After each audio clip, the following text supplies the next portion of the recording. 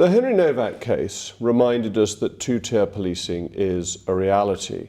The police have been infected with a woke understanding of how to carry out their duties, which means that they don't treat every citizen fairly. If we don't end two-tier policing in this country, we will turn millions of ordinary, law-abiding citizens against the police and against the authorities in this country. We're living in a two-tier culture in this country where the rights and privileges of white people matter less than those of ethnic minorities. Two-tier policing in Britain is now undeniable. There is definitely two-tier policing. So there weren't riots. There weren't people marauding through the streets with pitchforks. There was a house set on fire, Beverly. There was a house set on fire. Enough of anti-white prejudice. White people. Are they being oppressed in Keir Starmer's Britain? We're the biggest victims of racism, white people. That's the fact. No. Obviously, just look outside. In fact, better yet, look at the statistics. Minorities are still, obviously, treated worse in Britain than white people are. But then, if that is the case, why is there an increasingly large population in this country convinced beyond any ability to persuade them that white people are being systematically discriminated against? That Britain has a two-tier police system? That black and brown people get away with everything, despite black people being demonstrably over-policed, harassed more by police, and more often the recipients of attacks by the police? Well, because facts no longer matter to a worryingly large proportion of the population. What matters is how they feel. And of course, the narrative spun by frog-faced fascist politicians and the mainstream media now firmly manufacturing consent for the world said frog-faced fascist wants to create. The wet dream of Oswald Mosley. And Keir Starmer is now happily constructing this world ahead of time. Rage does not listen to reason. Trust can be earned without merit or fact, and many people trust cynical and plainly diabolical figures. And because they are white and they are not doing okay, when they are told that white people are being discriminated against, they believe it. After all, they're white. And they're looked down upon by so many people in the ivory towers, they're skint. Everything is expensive. Everything is degrading. Any sense of joy or comfort in this country is taken away or defunded over and over. So instead of blaming the rich, the bankers, the billionaires, for example, rich former banker Nigel Farage, they listen to people like him, pointing the finger at others who are suffering, often suffering worse, and tell them that it's their fault that everything is like this. Because if they accepted the truth, they would know that the real enemy is the man telling them these lies.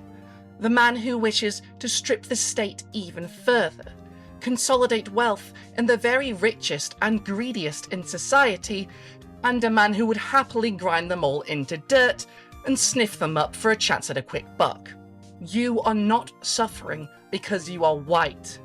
You are suffering because of capitalism. You are suffering because of the rich. Because of half a century of Thatcherite economics. Immigrants suffer the same.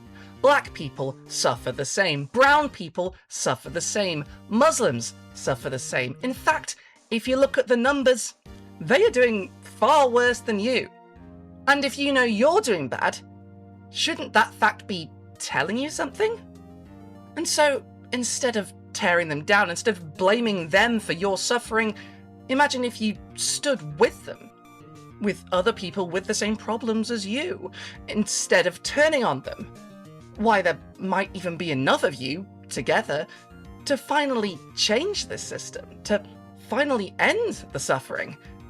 But why do that when you can attack random people in the street for being black or brown? I'm sure that'll result in exactly the same thing, and definitely won't make things much worse while not helping you one iota. You were given £5 million by a crypto billionaire. Sorry? No one cares. The United Kingdom is in a very dark place right now. The government's actions towards pro-Palestine protesters are increasingly authoritarian. Politicians and media figures are openly inciting racist violence in the streets. Homes are being burned down. People are being attacked, forced out of their communities by gangs of frothing-at-the-mouth racists taking the marching orders of our next Prime Minister, apparently, Nigel Farage, who called for this very thing and somehow has not been charged with incitement to violence, alongside Israel's favourite pet British white supremacist Tommy Robinson and the richest man in the world and newly minted trillionaire Elon Musk. And yet, despite literal pogroms raging in the streets of the UK and Ireland, dead-eyed psychopaths hunting down brown people in the street, arson and rampant destruction of any house or service connected to non-white people and to immigrants, the state has not bothered to respond. They are not treating this as a serious issue. They do not think this is something systemic that they can deal with, or that they want to deal with. They are not coming after Nigel Farage. They are not sanctioning Elon Musk's companies. They are not investigating these incidents as incitement to violence. Neither are they investigating these people for example, terrorism offences, or treating their hate crimes raging through the streets before our eyes as a serious problem in need of swift and powerful action. That kind of response, you see, is reserved for white people. This is not a non-violent organisation. If you hold up a placard with a certain slogan on it, if you reply to a tweet from a Labour politician with the word yes, you could face over a decade of jail time for terrorism offences. Meanwhile, go on a rampage against minorities in this country and the government looks the other way. The priorities of the British state are increasingly clear and increasingly horrific. Even when hate crimes are identified, for example the horrific incident in Golders Green, only the Jewish victims are talked about, and only anti-Semitism is seen to be a problem, with new piles of cash suddenly found to tackle that issue and protect these communities.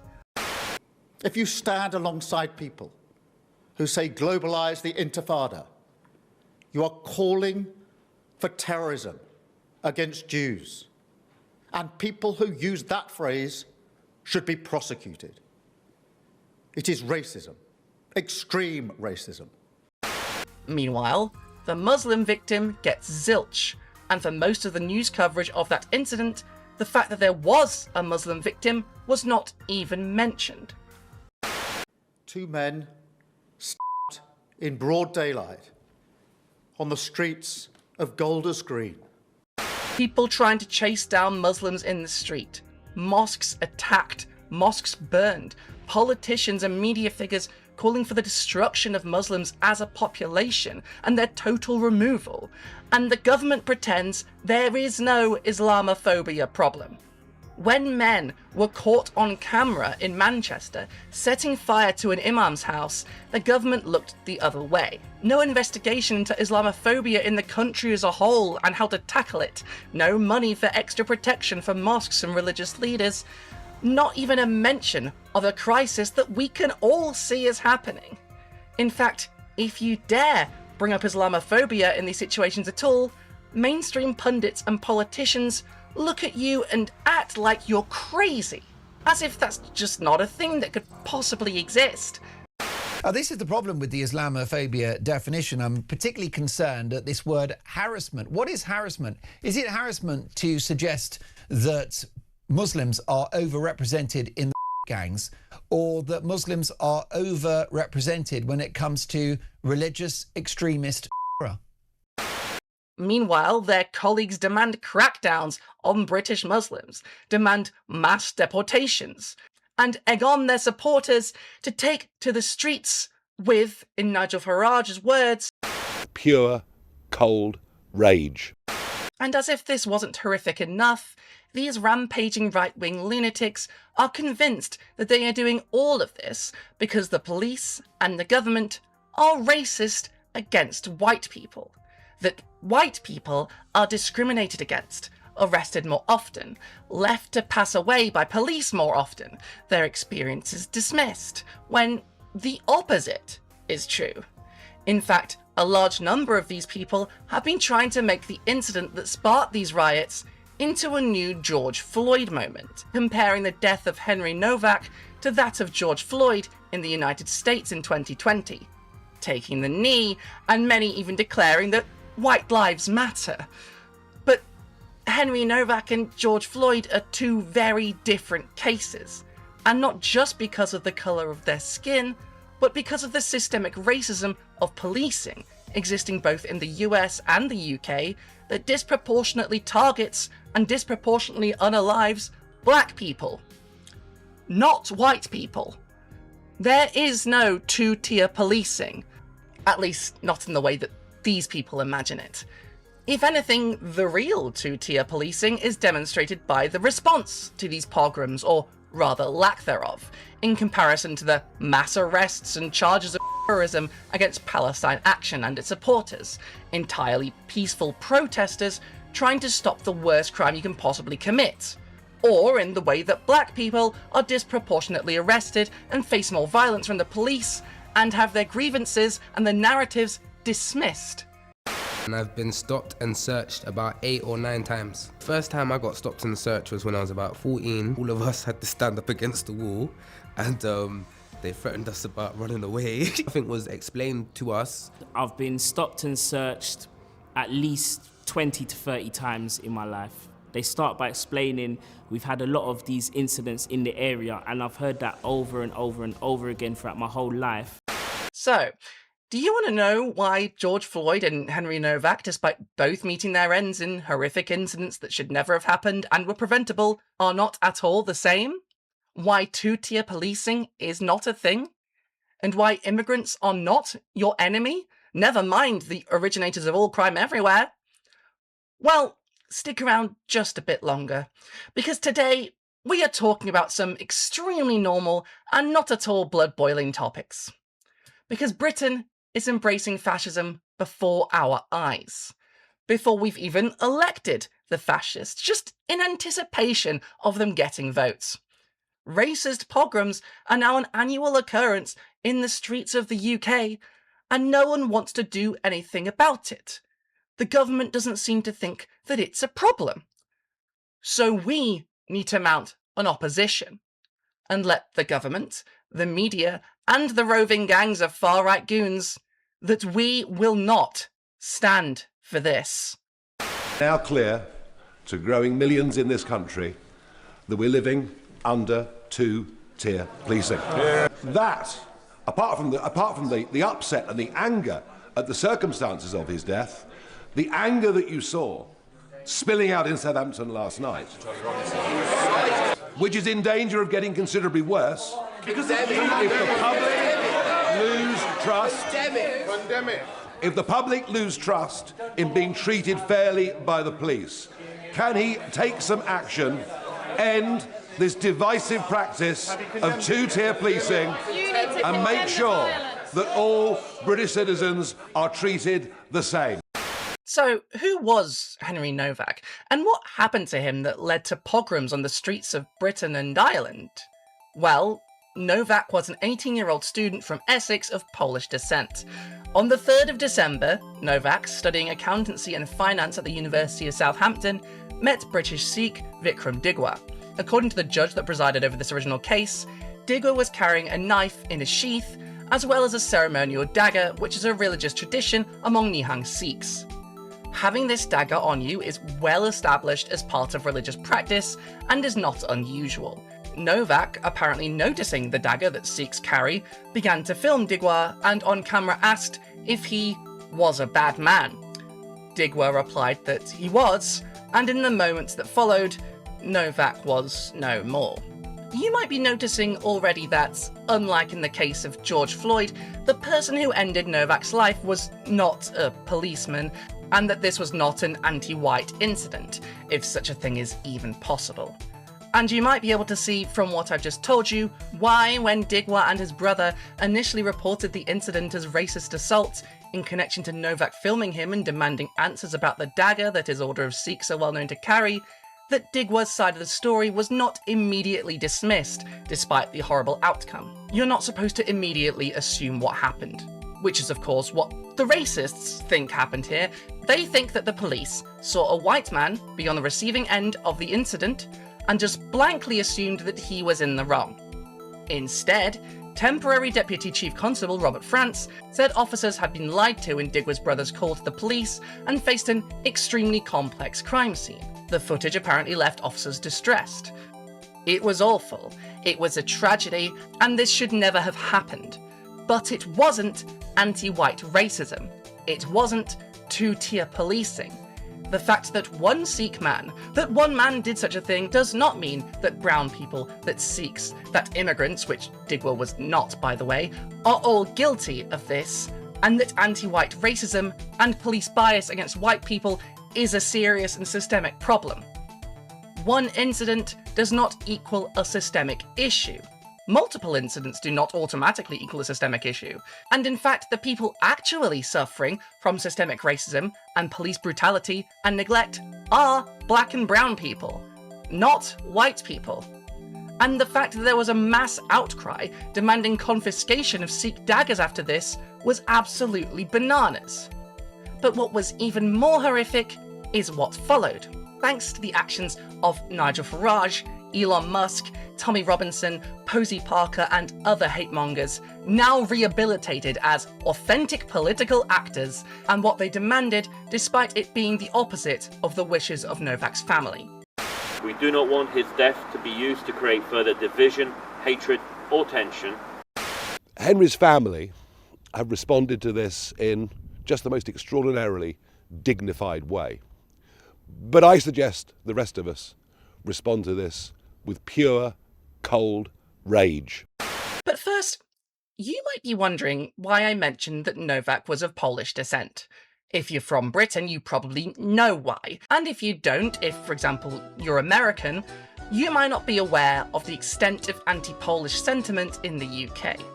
Most of the people rampaging in the name of Henry Novak, until this incident, probably did not consider Polish people British or even white. The right wing in this country only pretends to care about Slavs when they can use them as political leverage to attack groups they hate even more, namely Muslims, Arabs, brown people, black people. Your average Tommy Robinson fan will likely have similar opinions on Slavic peoples as Adolf Hitler. In fact, in the wake of the Brexit decision, flare-ups and anti-Polish racism was seen across the UK, as people who had learned to hide their views in shame over the previous years felt empowered to speak up and scream at their Polish neighbours to go home.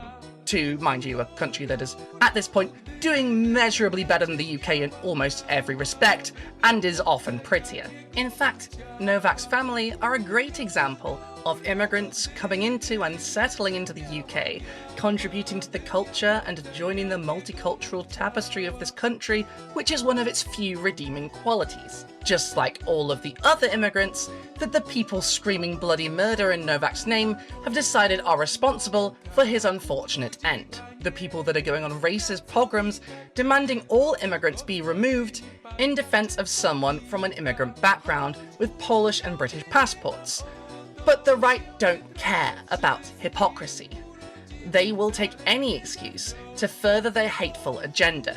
Nigel Farage has just been desperately looking at the news, waiting for any reports of a white person suffering at the hands of a non-white person to do this exact sort of thing.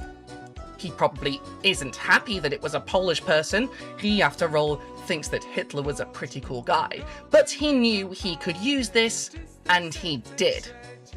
But anti-Polish sentiment was not only a post-Brexit thing either. Just look at these extremely normal headlines from the British press drumming up hate against Polish people, thankfully shared around by Owen Jones recently.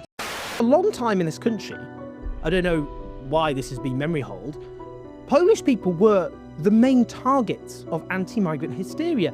In fact, one of the main reasons we ended up leaving the European Union was because of the demonising of immigration from Eastern Europe and specifically Poland. Back in the 2000s, you had a relentless media campaign against Polish people, presented variously as scroungers, as people taking our jobs, but also as murderers and rapists. So, I mean, Henry Novak is someone who comes from a community which was itself demonised. And most damningly, Poland's most wanted. Poland's top 10 criminals on the run in the UK. Lacks border control of soft-touch Britain, lets in 3,000 fugitives. The Polish mafia is turning the UK into an hotbed of mob violence as scores of dangerous gangsters flood here to escape justice back home.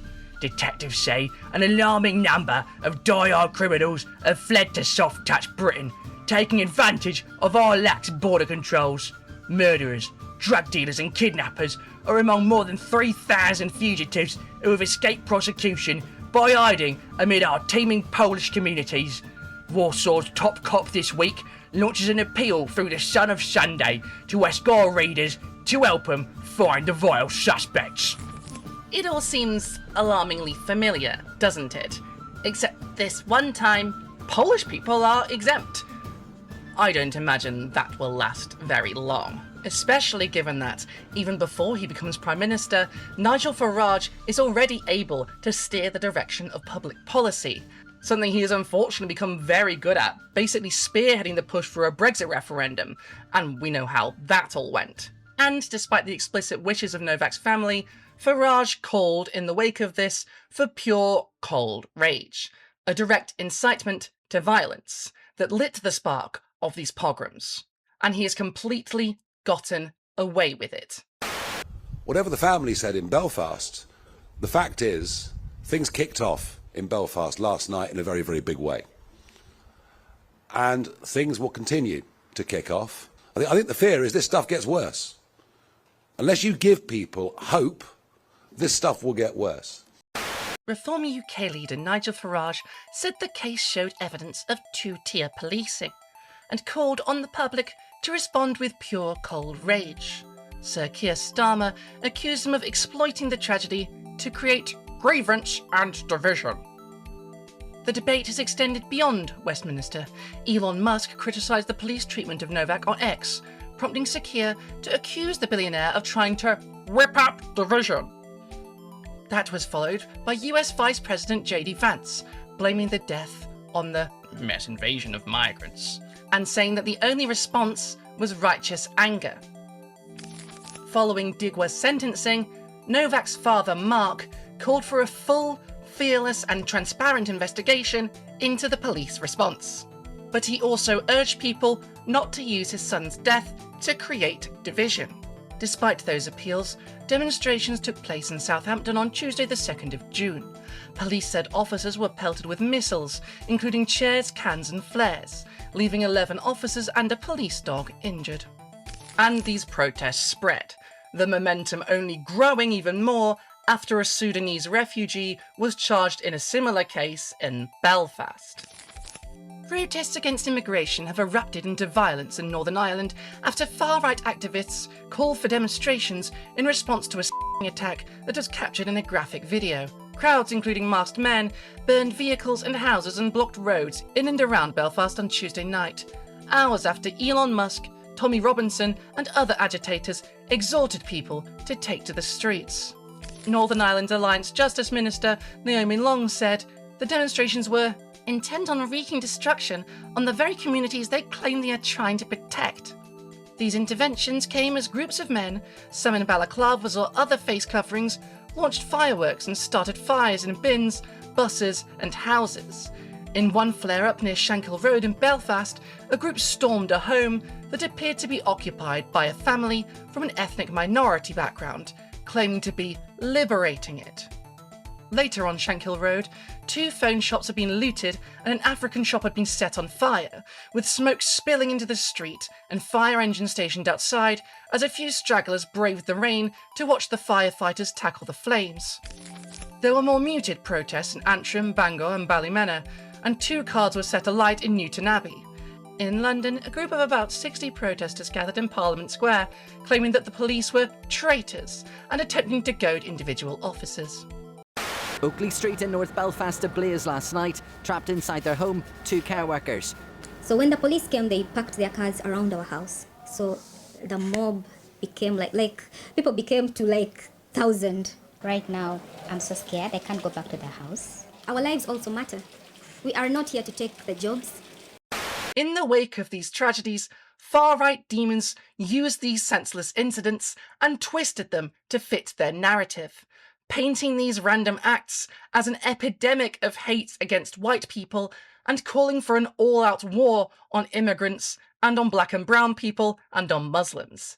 And of course, then white people on the internet started taking a knee, believing they had found their white George Floyd, despite the police not being responsible for the incident, despite no evidence of anti-white anything, despite the victim being from an immigrant background, despite there being demonstrably no systemic discrimination against white people anywhere in the country, quite the opposite, and that white people are certainly not disproportionately targeted by police, as the whole 2-tier policing myth claims.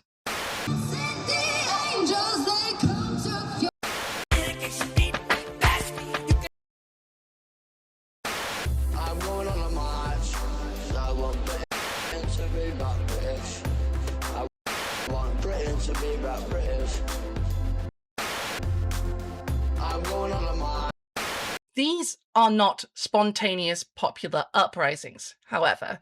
They are not based on systemic injustice, and they are not grassroots. Quite the opposite. It was the richest man in the world, after all, Elon Musk, as well as incitement to violence world record holder and Mossad's favourite Brit, Tommy Robinson, and the favourite to be our next Prime Minister, Nigel Farage, who called for this, who weaved a narrative for this, who egged it on, and whose message has been plastered all over the media as if it were fact. Whether you choose violence or not, violence is coming to you. You either fight back or you die. We are victims. No one. We're the biggest victims of racism, white people. Our daughters are the biggest victims of racism, white girls. That's the fact. Why is that not on none of your websites? In fact, Farage used this occasion to not just call for violence, but to announce a whole bunch of new and incredibly racist measures that he would implement if he became Prime Minister. How convenient. None of the things Farage wants to do, however, will solve anyone's problems. Abolishing the right of migrants to remain in the UK would completely collapse the NHS, for example, something Farage very much wants as someone who openly wants to privatise healthcare in this country, something he would be, of course, handsomely rewarded for accomplishing, while leaving the rest of us up to our necks in debt and unable to get treated for even simple things that we've taken for granted. Banning foreign nationals from social housing would force more people out of their homes and make more people poor and desperate, with all the implications of that and what that brings. He's also proposing to offer tax breaks by way of reduced national insurance paid by employers for companies hiring British nationals, which will make it even harder than it is now, and it is already harder, for the people he is targeting to get jobs. And the day after the riots broke out in Belfast, riding the waves of the violent mobs he incited to wreak havoc on minorities, he promoted the Great Replacement conspiracy theory. Oh boy. Nazis. White Brits will become a minority in this country before the end of the century. Make no mistake. If there is no urgent action taken to remove discriminatory and dangerous anti-white policies, we will see another Belfast. This, of course, is especially weird to say about Belfast, a city that, as with all of Northern Ireland, has suffered from British occupation, acts of horrific colonial violence, and settler colonialism, a place where Britain attempted to replace the local population with loyalists from the mainland, the same loyalists that took to the streets at the urging of Farage, Musk and Robinson to terrorise their neighbours, throw Nazi salutes, attack people, and burn down their homes. The Great Replacement is obviously not a thing. white Brits are not at all set to become a minority in Britain. At all. Not even close. Britain is a fairly diverse country, but white people are still 76% of the population. To go from 76% to the minority would require an act of, well, the kind of thing Farage read about in history books as a teenager and decided he would really like to replicate. That is not happening. In fact, his source for this notion comes from Matt Goodwin, one of his own potential MPs who was completely destroyed in a by-election recently by the Green Party, and a man who famously ate his own book on live television after betting that Jeremy Corbyn wouldn't poll above 38% in the 2017 election. Not exactly an unbiased or even mentally stable source. So what I'm going to do is just sit here and eat my book while you guys carry on. Super. Well, I'm sure a lot of people will be pleased to see that. Just quickly... Goodwin claimed in 2025 that white Brits would go from 73% of the population in 2025 to 57% by 2050 and 33.7% by 2100. But these numbers are not supported by any evidence, and none of his colleagues in the field agree with him at all. In 2017, for example, according to Byline Times, a study from the University of Leeds projected white people would be 70% of the population by 2061, that being their lowest estimate of the white population, with deliberately inflated net migration assumptions. The fact that Goodwin would even suggest such a thing probably makes a bit more sense to you now, knowing that he's one of Farage's favourites to be an MP, that he's a host on GB News, Britain's far-right Fox News equivalent, and that he is heavily associated with the institute formerly known as the Eugenics Society. But that didn't stop Farage pushing this.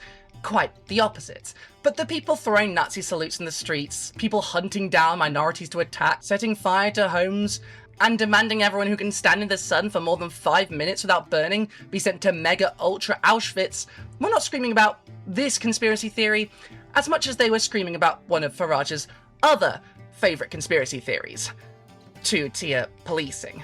Something Farage brought up in his video where he incited these riots. In his words, Britain is a two-tier state against white people. The British people fundamentally expect a fair deal, but there is nothing fair about the way white people have been treated by their governments.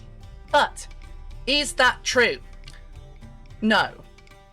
Not at all. There is no evidence to back up this conspiracy theory, and yet mainstream politicians and media figures in the UK now spout it all the time as if it is fact.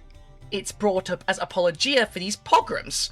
Supposedly serious people are screaming that this is a real problem that needs to be dealt with. And a lot of people on the ground have been convinced. This is the result of a planned and constructed narrative forced down the throats of the population from traditional and social media alike, with no basis in fact. Manufacturing consent for the authoritarian measures Starmer has welcomed, despite his only argument to voters being, "I am not Nigel Farage," and for Nigel Farage himself and a reform government that is now obviously favoured by much of the British establishment. The thing is, however, the police do treat certain populations differently. You could make an argument, actually based in fact, for the existence of a two-tier policing structure, but not at the expense of white people. This is an off-duty Metropolitan Police officer, PC Phil Nielsen. The smile is a scum. Smile is hot. Ugly. Any fool person's the worst to deal with. I need you guys to understand. I need you to understand how painful this is. I need you to understand how painful it is to be reminded every day that your race means nothing. And that isn't the case anymore. That is never the case anymore. We are going to try today. We are a physical representation of our support for George Floyd. Bang on them! Bang on them! Bang on them! I've seen too many Islamics committing crimes. You do and let them beat us. Their way of life is not the correct way of life. Either put a bullet through his head or deport him. We are a physical representation on our support for Sandra Bland. We are a physical representation on our support for Trayvon Martin. We are a physical representation about support for Stephen Lawrence. For Mark Duggan. Mark Duggan was the 29-year-old whose death sparked mayhem across the UK. He was shot by police. Let's just look at the maths. There are 1.2 million black people in London. In a bad year, 50 of them will kill some. That's less than 0.004% of the black population. Just to contrast, in a bad year in Glasgow, there were 40 murders. There are only 600,000 people in Glasgow. My son's been murdered, and none of these officers, the justice system, the politicians, nobody cared. Commonalities, when you actually look at the demography of violent crime, racial explanations are sort of way out for the powers that be, a way out for the wider society. There is clear statistical evidence of racial disparities in police practices across the UK. Stop and search. Black people are 6 to 9 times more likely to be stopped and searched than white people, according to Home Office data. Black, Asian and minority ethnic people are more likely to be arrested for drug offences compared to white people, with Stopwatch concluding that cannabis laws criminalise the black community at disproportionate rates. In 2016, the Ministry of Justice found that for drug offences, the odds of receiving a prison sentence were around 240% higher for BME individuals compared to white offenders. The government reported in 2020 that in 2018 to 2019, just 8% of white suspects were arrested for drug offences compared to 90% of black, 15% of Asian, 15% of mixed ethnicity, and 12% of Chinese or other ethnicity suspects. In the year leading up to March 2023, the Metropolitan Police accounted for the greatest number of these arrests. Persons who identify as black or black British were arrested at a rate 2.2 times higher than those who identified themselves as white. Police forces deployed dogs against black people 2.7 times more often than white people. Black people were 5.7 times more likely than white people to have force used against them, and 8 times more likely to be compliantly handcuffed. The rate of the use of force was 3.2 times higher for those from black ethnic groups than white. Across England and Wales, black people are 7.7 times more likely to have tasers deployed against them compared to white people, and black people in Britain are 7 times more likely than white people to die following restraint by police. And that's before we get into the rates of prosecutions and disproportionate sentencing. A University of Leeds study in 2023 found white suspects are charged in 69.9% of cases, Asians between 71.8 and 73%, black Caribbean suspects 77.5%, mixed white black African suspects to 79.5%, and mixed white black Caribbean suspects in 81.3% of cases, a rate nearly 12% higher than white counterparts for similar offences. In 2018, according to government statistics, 37% of Asian and Chinese people convicted of indictable offences were sentenced to immediate custody, compared to 35% of black people, 34% of those from a mixed ethnic background, and 33% of white people. A 2016 study of joint enterprise convictions found that of young male prisoners serving 15 years or more, 38.5% were white, 57.4% BME, and 38% black. Joint enterprise prisoners who identify as BME were significantly younger than their white counterparts and were serving longer sentences on average. Despite making up 18% of the population of England and Wales, BME prisoners are significantly overrepresented in the prison system, with approximately 28% of the overall prison population from a BME background in 2022. And as for far-right protests, well, you saw the people doing the Elon Musk hand sign in front of police lines, the people burning people's homes and businesses down and terrorizing and attacking black and brown people. How many arrests have there been? How many arrests have there been for that explicitly violent action compared to, just for a random example, Palestine action, where people have been arrested en masse for holding up signs, where people have been put away for over 14 years on terrorism charges for spray painting equipment being used to commit crimes against humanity? How about the hundreds of arrests of those involved in Extinction Rebellion, or the crackdowns on Just Stop Oil? And between that and the Palestine Action spray paint affair, offences involving painting things are just clearly cracked down on and demonised by politicians and the media, way harder than those involving attempting to set fire to hotels full of people, attacking people in the streets, burning homes and businesses. Things that I think many more of us would agree are acts of terror. In fact, under the UK legal system, This would fit the definition of terrorism much more than the people who just got charged for that crime, despite not being tried for it, and for the crime of taking a stand against... Well, I can't say much more about that without getting arrested, can I? So, do you see what I mean about how ridiculous it is to make such a comparison? You can say you support Farage or Tommy Robinson or the riots or even mass violence. You can openly say you support Hitler and the state does not consider you a threat. But if you say something positive about Palestine action, you could lose over a decade of your life in a jail cell.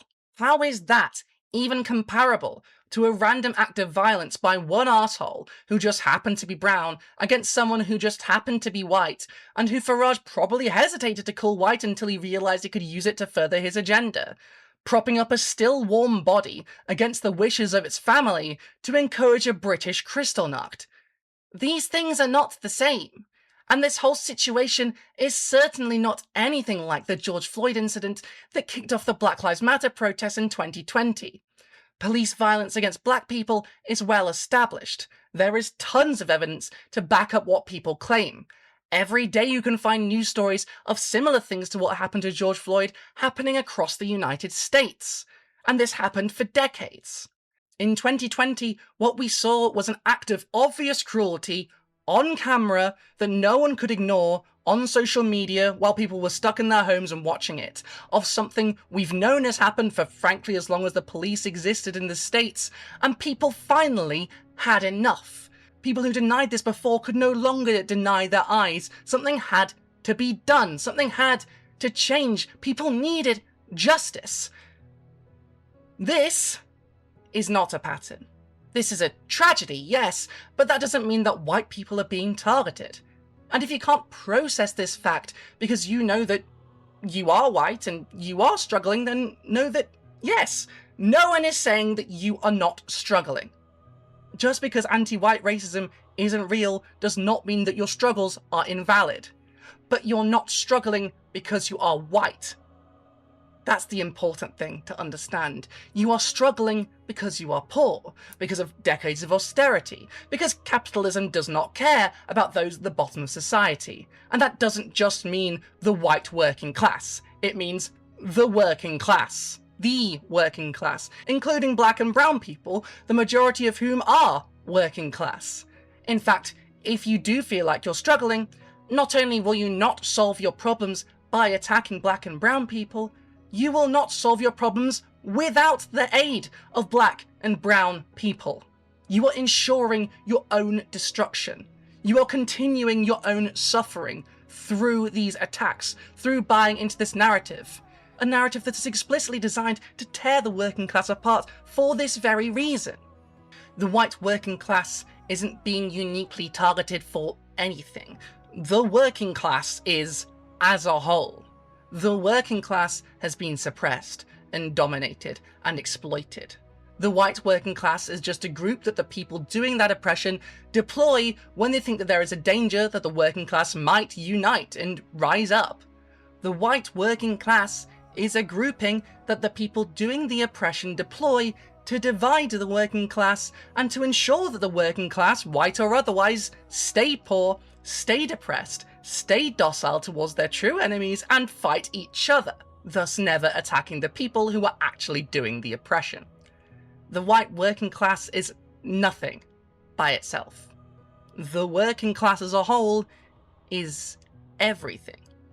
The entire working class is needed, needs to be lifted up, needs to demand change, and not change like punishing immigrants just trying to make enough money to survive, many of whom are desperate, the majority of whom are also working class, none of whom are trying to rob you or steal from the state or get one up on you, but for starters, an end to austerity, actual funding for public services, for the NHS, for public transport, for the parks and social clubs and third spaces, eliminated by decades of Thatcherism. And beyond that, much, much more.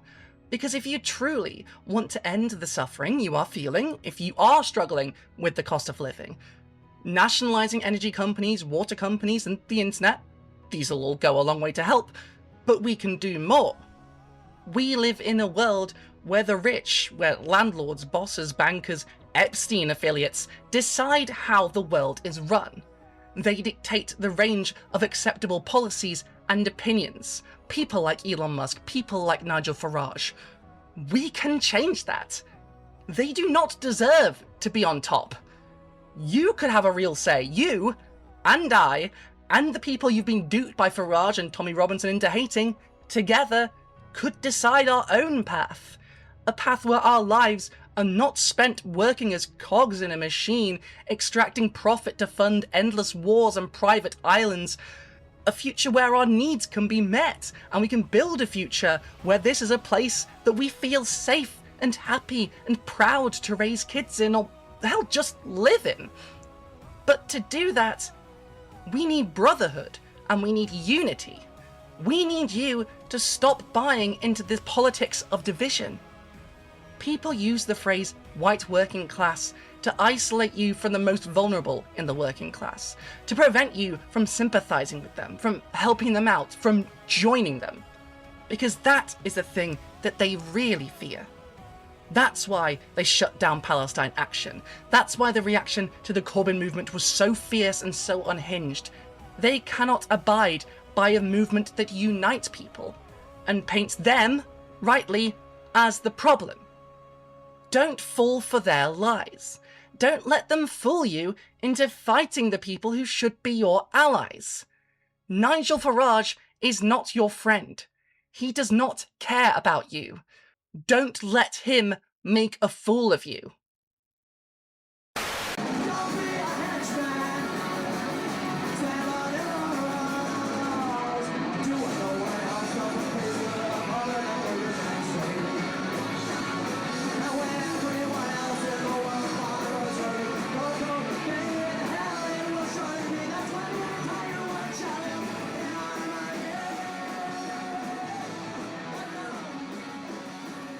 Hey, thank you for watching this video all the way to the end.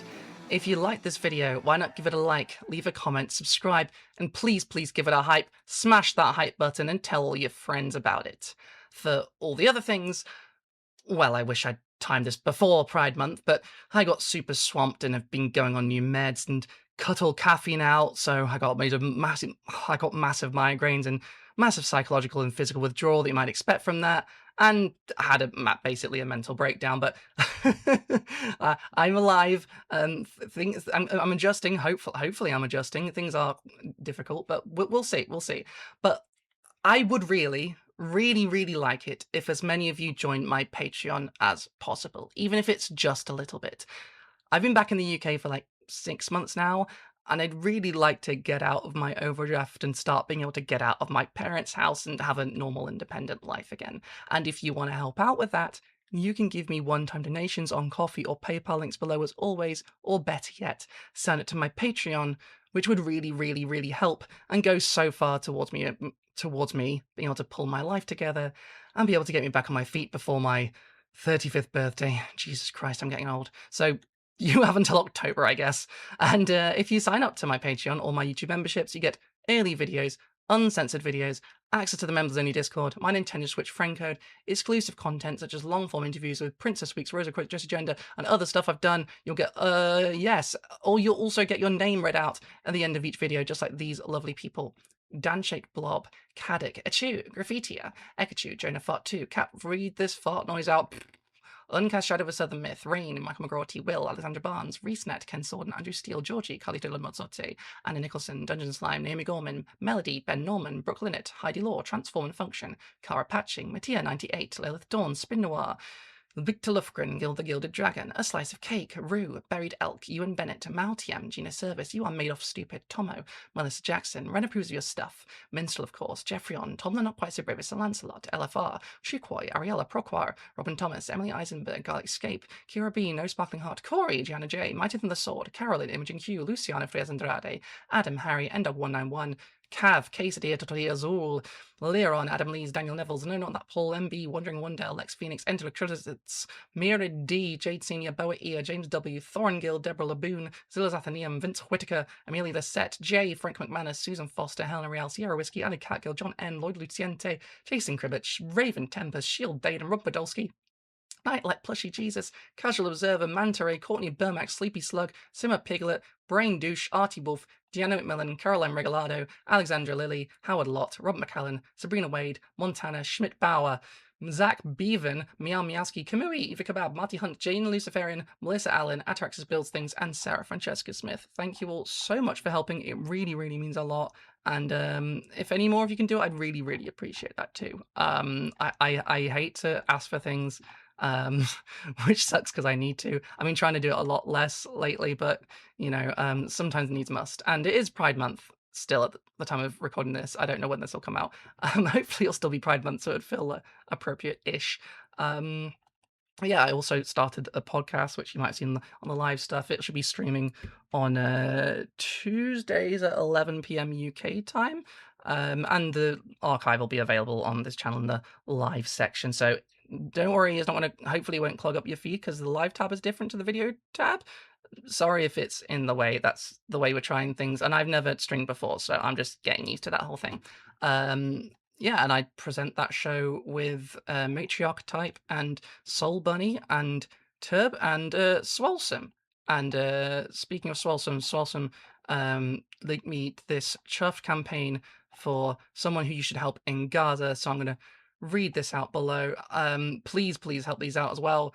If you got money, please click the chuff link below to support my Sarah and the whole El Ashal family and help them to evacuate Gaza and be able to live in safety away from the horrors Israel is still committing there while the world sleeps. The link will be down below. Any amount would make such a difference. Thank you so much. Yeah.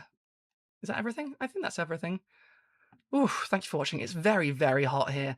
If you've noticed my fringe changing position over and over again, that's why it's so hot. Oh my god.